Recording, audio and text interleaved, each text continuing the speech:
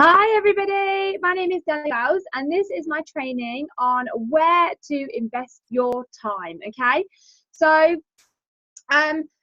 one thing that's come to my attention since I've been building my own online business is about what people do with their time. Now, every single person on this planet, regardless, has 24 hours in a day. Everybody has 24 hours in one day. That's it. Once those hours have gone, they've gone, okay? We all have the same 24 hours. So what we choose to do with our hours varies, okay? What most people want to do with some of their hours a day is impact, okay? Impact. Oh, it's not very good. There we go. Impact. And what that word impact might mean for different people is all different things. So for some people, impact, using a few of their hours a day out of those 24 that we all have, they might want to impact with a couple of their hours each day on having a bigger income. So we all know people that work full time and then they've also got a business on the side, or they might be a hairdresser on the side, or a PT instructor, or have something else, or rent properties, have asset income, write a book, a CD, and that's generating an extra income. So for some people, they like to use a couple of their hours a day to impact on having more income streams. That suits some people. For some other people, it might be more free time. So some people want to use a couple of their hours a day to have the biggest amount of impact on them being able to have more free time. So to have more free time by doing something that enables that. So for a lot of people, it might be a network marketing business that they work and they build, and that enables them to have much more free time. For some people, they might want to use some of their hours a day to impact on helping charities and causes and volunteer work, helping other people, all these different things. People want to impact with a few of their hours on all different things, but we only have 24 hours a day, so we have to choose what we want. I might be able to choose a few things. I'm not for a second saying that you only have to do one. If you bring in more income, you can't volunteer. You might be able to do a few things, but we only have 24 hours a day, so we do have to use our time wisely. So what is a business? Okay, that is the question. What is a business? So a business is basically where a person has a need or a want. So a need or a want, a desire, some sort of need, some sort of want. And a business is where somebody has come up with an idea and decided to provide a solution. So a business is basically somebody's idea to a solution for somebody's need or want. That's basically it. So some examples of people's businesses which provide a solution to people's needs or wants are a hairdresser. A hairdresser will provide that hair care for somebody's need or want. A cleaner will provide them in terms of service, helping take the pressure off you by helping maintain your house for somebody's need or want. A solicitor dealing with all the legal side of things, a childminder that provides themselves as a service to provide childcare for somebody's need or want, so that they can be doing what it is that they need to be doing. Taxi driver, a tiler. So they're just some examples. So after you've watched this video, have a little think about all the people that you know that have got their own business. Does it provide a solution to somebody's need or want? And the answer will be yes, in terms of either their service or their product. If they're a small business, it will probably be their service or their product. If they're a big business, then they've probably started the idea up. They had the idea and their business has got so big now, they might have employees and they might have franchised it out, and it might be, going global, depending on where it is in terms of size. So a business is basically somebody, their idea or their efforts, because if it's your idea, you come up with the business. But if you're, say, part of a network marketing business, then that is an idea that's already been founded by the founder of that company, but it's your efforts that fill this middle gap. So this is a middle gap here. And the middle gap is either somebody's idea, you come up with the idea and start the business yourself, or you invest your efforts, you invest a few of your hours a day, your efforts into having maximum impact on providing the solution for somebody's need or want that will provide you with income for your business. So it would be your business, like a network marketing business is your business. So that's basically how that works. So, voila. Right, okay, so many people start their own business to fill this gap, but what makes them successful? So hundreds of people a day start a business, whether that's in network marketing or not, but what is it that makes them successful? Because some people will be successful and some people won't. So these are the 4 things that makes you successful if you are in this filling the middle gap part. And when I say filling the middle gap, you're either with the idea, you're an entrepreneur, you've come up with an idea, or your efforts are being invested into providing this middle gap so that somebody's need or want has a solution, right? So the 4 things that would make somebody successful at running their own business, being that middle gap, filling that middle gap in. Number 1, willingness to learn from no knowledge, okay? Now, a lot of people will at some point not have any knowledge or any skills about what it is that they want to aspire to be, their dream. You know, some people have a dream to be a pilot, but they've got no knowledge and no skills on how to be a pilot, but that's okay. So as long as that person that wants to be a pilot has a willingness to learn from no knowledge. And when I started my business in health, wellness and beauty, I had no knowledge on health, wellness and beauty. What are you doing? My legs eating just raw powder from the Arbonne protein shake, just scooping it into her mouth. I'm supposed to add water to that. Crazy. Anyway, so when I started this business, I had no knowledge on health, wellness or beauty, but I had a willingness to learn because I wanted to be that middle gap to provide the solution for people's need or want, which was either financial or wanting to have better healthcare or skincare, hair care, you know, anything that goes along personal care products. Wanted to be that gap filler. Right, it sounds so trendy, doesn't it? Gap filler.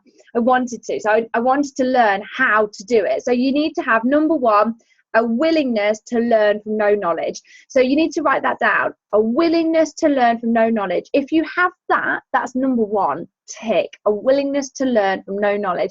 And you will never know everything. You will continuously always be learning. So as long as you've got a willingness to continuously learn, you will be much more successful than somebody that doesn't have a willingness to learn. You'll hear people with attitude, they'll say, oh, I don't know how to do this, I don't know how to do that, and that they're not willing to learn. But if you're willing to, then you're going to be much more likely to be successful. So that's number 1.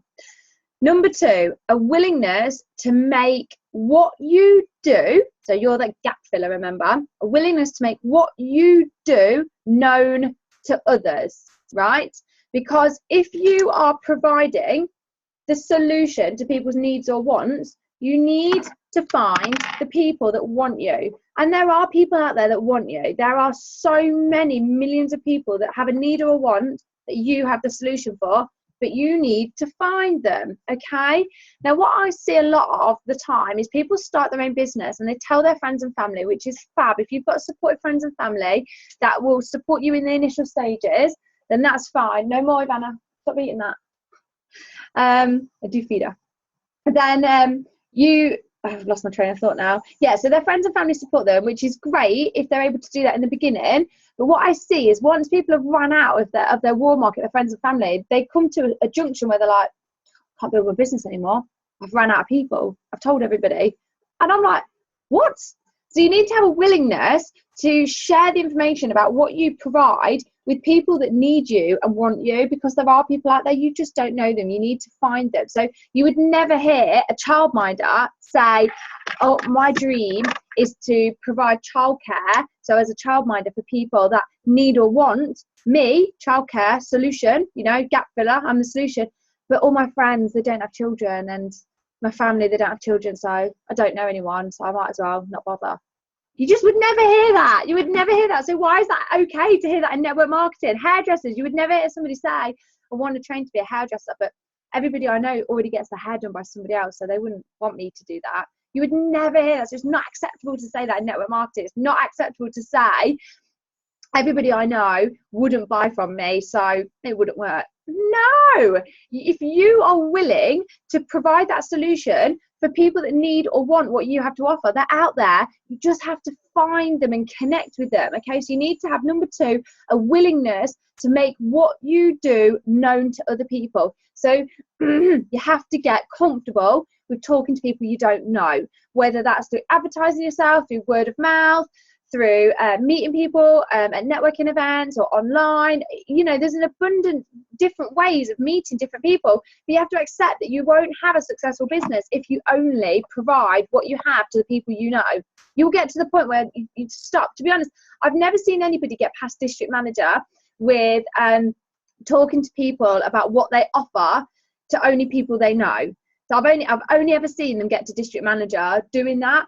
I think that's why a lot of people get stuck at district, because then they run out of people to talk to, and it's like they don't realise that actually they need to have that willingness to share what they have to offer to other people's need or want. You just need to connect. You need to network and connect. That's why we have networking events, and you know, that's why there's networking online groups and different ways to network and make friends. So number 2, a willingness to make what you do to others. So word of mouth, spread the word. Number 3, a willingness to improve upon your failures, which are part of the process, right? So I'll give you an example. All my way through building my business, I've made so many mistakes and failures, but I've learned so much from them. And I've been doing my business for 2 years now, and I'm still not perfect, and I never will be. I accept that. And even now, there are things I'm really good at with my business strength, and then there are still weaknesses. And I've got a friend who I don't actually really know, she's a friend of a friend, that asked me about the nutrition. I was like, yeah, I can tell you all about the nutrition, no problem. And so we've got this we had this one-to-one coming up. I knew nothing about the nutrition other than what I personally take, but I've not really spent a lot of time learning about the nutrition. So we had a one-to-one booked, and I started to learn about the nutrition. I sort of got the gist of it, and she cancelled it. And then she's said to me, oh, after the half term, we'll rebook. Now it's Tuesday today, so I've only been back 2 days, so I need to contact her today to rebook that one-to-one. Now it would be easier for me to not contact her and rebook that, because I don't know a lot about nutrition. I'm a bit worried that actually I'm going to mess it up, because I don't really have a clue what I'm going to say. Not a clue other than what I think about the nutrition. You know, she might ask me all these questions. I'm like, oh, I don't know. Or I can just be brave and just get on with it and just message her today, which I will do, as scary as it is, message her and say, oh yeah, we'll book that coffee for this week and I'll go through that nutrition with you. And I'm just going to do it, because do you know what? If you don't just get on with it and do it, you'll never do it. Trust me, you'll never do it. You just have to just feel the fear, get over yourself and do it, and think, what's the worst that could happen? The worst thing that could happen is she asks me some questions about nutrition that I do not have an absolute clue about. And I say, I tell you what, because it's not my specialist strength, I'll find out the answers to all your questions. Let me write them all down and I will get straight back to you tomorrow on that, okay? What's the worst that could happen? I mean, for goodness sake, no one expects you to be an absolute expert. As long as you know how to go and find that information, I'll come back. You know, I'm sure you've been to the hair salon before and asked your hairstylist a question that they don't know the answer to, and they've said, do you know what, I'm going to get back to you on that. And they've gone to ask somebody else and got back to you. They don't go down in your estimations. It's fine. So number 3, have a willingness to improve upon your failures. Accept that sometimes you're going to mess up, but it's okay. So just get on with it. So that's number 3. Number 4, a willingness to make life easier or more enjoyable for people and build a loyal, happy client base, right? So you need to be willing to do whatever you can in terms of the service that you're providing in that gap. So in that gap, the service that you're providing as being you, making people's lives more enjoyable or easier. That's why people pay money for things. You know, people think about what you take money out of your bank account for to pay for. We pay for things that make our lives easier or more enjoyable. Why would you pay more money for a car when you can buy a really, really cheap one? Because it makes your life more enjoyable or it makes your life easier. Why would you pay more money for a house? Why do you pay the rent or the mortgage that you pay? Because buying that house or renting that house makes your life easier or more enjoyable. People will pay money for things that make their life easier or more enjoyable. People will, okay? So I don't want to hear anything about things are expensive, people can get this elsewhere. If you make somebody's life easier or more enjoyable, people will continuously buy from you and you'll build a loyal client base, right? That's just it. It's just the way it goes. I would sooner buy my car, buy my holidays, the cleaner that I have, my hairstylist, all the people that I pay for their service, I would sooner go to those people because they make my life easier, more enjoyable, and I'm happy to pay that extra because of that service that they provide for me, right? So that's that bit. Right. So why would somebody invest their time to take on being a person who fills the gap in the market of health, wellness and beauty? So being a health, wellness and beauty advisor, or health, wellness and beauty consultant, or health, wellness and beauty network marketer. So there is a gap for that, big gap actually, especially with us going into the $1 trillion industry that is health and wellness, and with network marketing being the business of the 21st century, massive gap for that. So why would somebody choose to do this? Because let's face it, we all know somebody that's gone into this gap and decided it's not for them. So why would somebody decide to, this is for them? This is for them. Why would somebody fill that gap for them, right? So there are different reasons.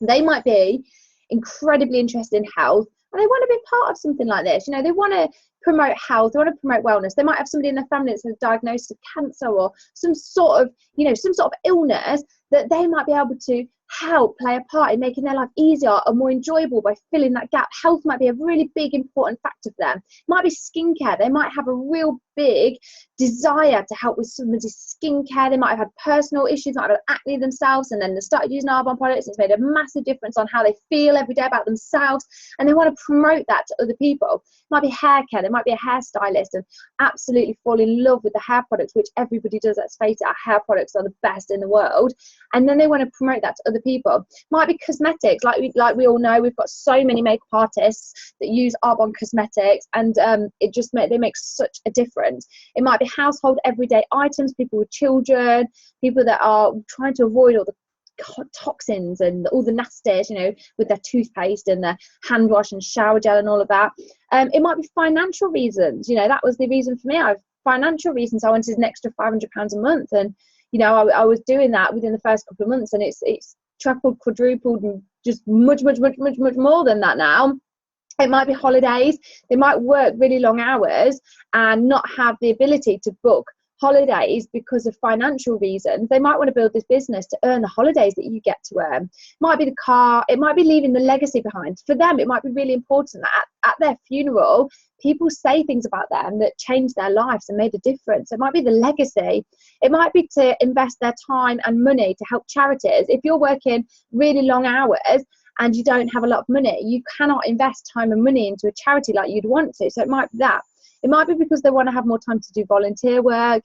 It might be to inspire and help people. So all different reasons. It might even be an emotional need to feel a part of a huge community and the recognition and being an inspiration and supporting others to succeed. You know, it could be any of those different reasons, or even something that I haven't even mentioned. So people are willing to pay money for these things, this service that you provide, or invest your own time into having these things. So you have to think, are you the person that is willing to fill this gap? Are you willing to fill this gap long term as well, really? Okay, because if you're going to build a client base, don't be somebody that starts their business and is gone when you've earned the car or you've earned the holidays and you're off. You know, you would build a client base that are continuously going to be reordering from you for life now, okay? For life, ordering these amazing products through you. So I just want to go through a last little bit. I'll just clean my board. So when you start your business, you have to think of it like you have opened up your own shop, okay? So this is your shop. So mine would be www.arbonneinternational.com/Danny Wells, and your shop would be your own name. So you've opened up your shop. You want to keep it open like it's an Amazon website. So you have to think about your online Arbonne website like it's an Amazon website. You know, if you were to message Amazon and ask them a question about something, not for a second saying that they'll get back to you straight away, but somebody will get back to you within the next 24 hours. Make sure people are messaging you through your website or through your Facebook page or social media page about questions about your business, that you are replying to them within 24 hours, really. You know, you want to build that reputation, that credibility. So you want to build a client base. Now, ideally, you want about 100 clients building towards. I'm not saying you're going to get 100 clients in the next few days, but ideally, what you're looking for is 100 clients over the coming years, more if possible, and build those loyal, happy clients that you're making a difference to their life. You're making their life happier, you're making it easier, and you're going to earn a percentage of everything that these clients order through your website or through you, and you're going to earn an amazing income. You know, if you had 100 clients ordering every month, that part of your paycheck, you're probably looking at about £5,000 a month, I'd say, give or take, depending on what they're ordering, obviously. So that is part of your paycheck every single month by building your clients.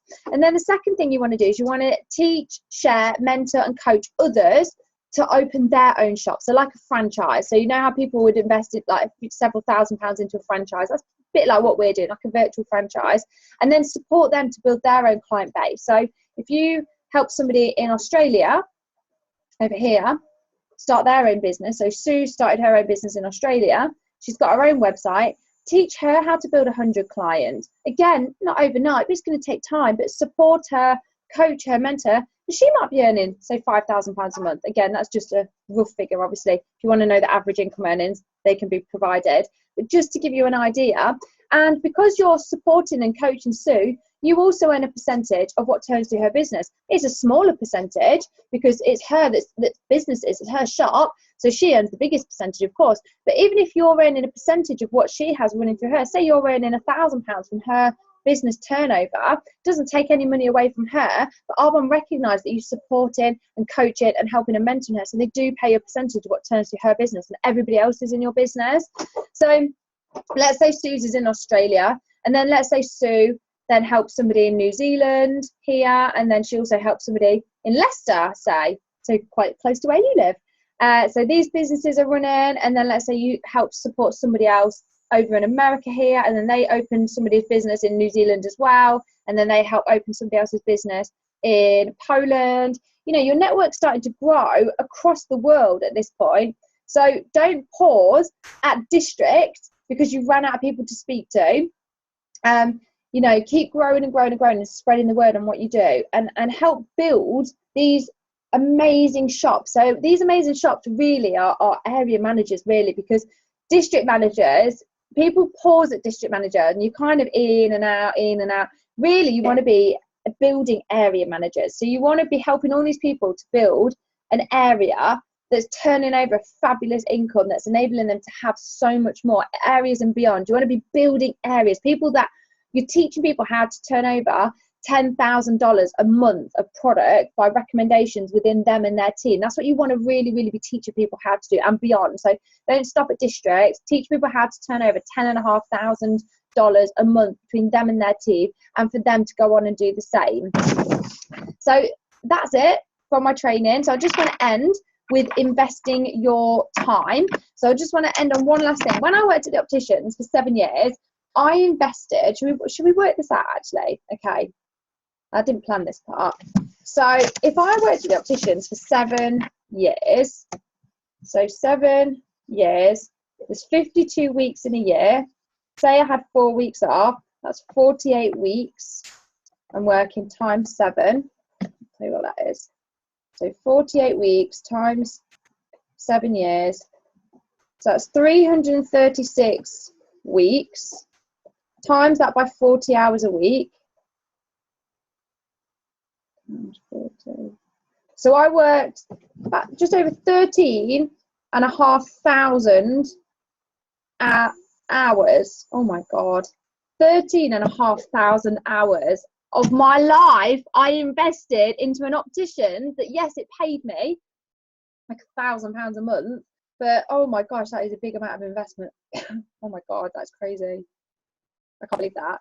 13,500 of my hours were invested into building somebody else's wealth and somebody else's dream. Can you imagine, like with Arbonne, they say if you invest 10 hours a week and you work the business sustainably for 4 years, then you will be a national vice president earning a significantly massive income.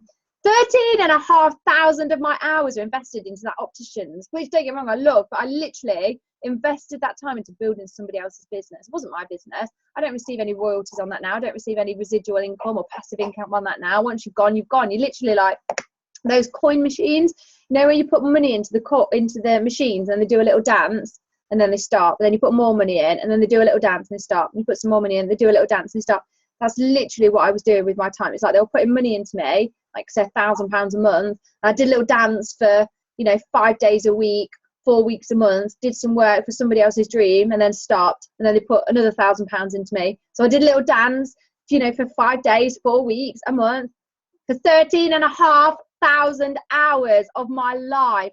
I cannot believe that. I cannot. That's made me feel sick. Well, at least now I'm investing my time into my own business and I'm teaching other people how to do the same thing. That's mad. Like, my husband is still working and he has his own Arbonne business. I say to him, I cannot believe you still invest like however many of your hours a week into your job, which is for somebody else's dream. You're investing your time into somebody else's dream. Let's say it's 30 hours a week, for example. 30 hours a week he's investing into somebody else's dream, whereas he could be investing that into an Arbonne business, well, which he does anyway, but let's just say he doesn't do Arbonne. He could have been investing that into an Arbonne business and building residual income that pays you month after month after month after month after month. So you're not coin operated like most people are. I can't believe that. 13,500 hours. What a waste of my time. I wish I'd known about Arbonne then, I swear. Oh, if somebody told me about Arbonne 7 years ago, well, it'd be longer than that now, I would have been. Can you imagine 13,500 hours investing that into an Arbonne business over 7 years? What you'd be earning? You'd probably be earning like £100,000 a month of residual income every single month. I don't get nothing from the opticians I worked for. So 13,500 hours over 7 years, I don't get anything from that investment of my time. If I'd done that in Arbonne, I would, be earning about £100,000 a month every single month now for the rest of my life, and it would be willable to my children. Choose where you invest your time, because honestly, that makes me feel sick where I invested my time back then. I'm so glad now I'm investing my time in my Arbonne business that's going to provide not only me that crazy good income and the fun that we get to have and make a difference to other people, but it's also going to be willable to my children. So where are you investing some of your time? Remember what I said, we've all got 24 hours a day. Where are you investing your time? If 12 of them are for sleep, say the 9 till 5, so 8 hours is for work, for example, where are you investing the rest of your time? Make sure at least 2 hours a day are being invested into providing you some sort of residual income, some sort of passive income. Make sure at least 2 hours a day, 5 or 6 days a week, so 10 hours a week, at least are doing something to build your future, so that if your main source of income in the house was to vanish, you've got a backup plan. Because I know if I fell downstairs and broke my back, I've got my Arbonne paycheck every single month because I've invested my time into building that residual passive income.